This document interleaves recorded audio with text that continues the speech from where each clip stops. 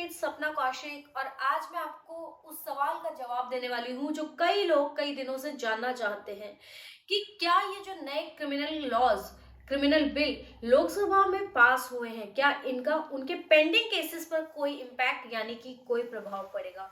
इसको हम डिटेल में डिस्कस करेंगे, लेकिन उससे पहले एक और इम्पॉर्टेंट बात कि अगर आपने हमारा YouTube चैनल अभी तक सब्सक्राइब नहीं किया तो प्लीज चैनल को सब्सक्राइब कीजिए ताकि हम आपको ऐसे ही लीगल अपडेट्स दे सके।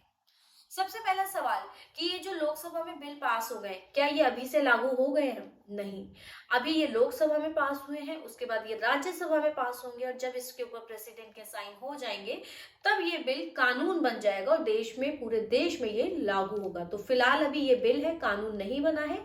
राज्यसभा में पास होने के प्रेसिडेंट के साइन के बाद ये कानून बनेगा और तब ये लागू होगा। दूसरा सवाल कि क्या जो नए कानून में सजाएं दी गई हैं अब हमें सजा उसके अनुसार होगी, या हमारा कोई केस चल रहा है किसी के खिलाफ तो जो आरोपी है क्या उसको सजा इस नए कानून के तहत होगी।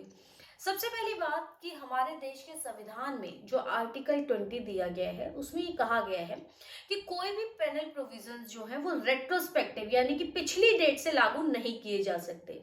मान लीजिए कि कोई ऑफेंस है, कोई अपराध है, अगर वो मान लीजिए कि 15 दिसंबर को हुआ और अब ये जो नए कानून है ये 20 दिसंबर को लोकसभा में पास हुए हैं, तो मान लीजिए हम बात करें कि 5 जनवरी को इस पर प्रेसिडेंट साइन करते हो, ये तब से लागू होता है।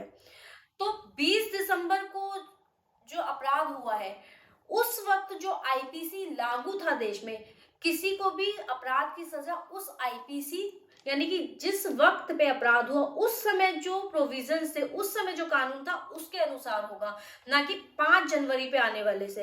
अपराध घटित हुआ उस समय जो कानून लागू था उसके अनुसार किसी को सजा दी जाएगी। अगर कोई अपराध होगा 6 जनवरी को और 5 जनवरी से अगर कानून लागू हो गया तो उसको नए कानून के अनुसार सजा होगी। तो आपके जो पेंडिंग केसेस हैं उनमें जो सजा है वो पहले वाले आईपीसी के हिसाब से होगी, ना कि नया जो भारतीय न्याय कानून लेकर आए हैं उसके अनुसार नहीं होगी। तो सबसे पहले तो आपको ये डाउट क्लियर हो गया कि जो पेंडिंग केसेस में सजा होगी वो उन्हीं के अनुसार होगी जो पुराने कानून है। दूसरी बात हम बात करने वाले हैं कि क्या आपके जो पेंडिंग केसेस हैं उसमें कोई प्रक्रिया में कोई बदलाव आएगा या कुछ।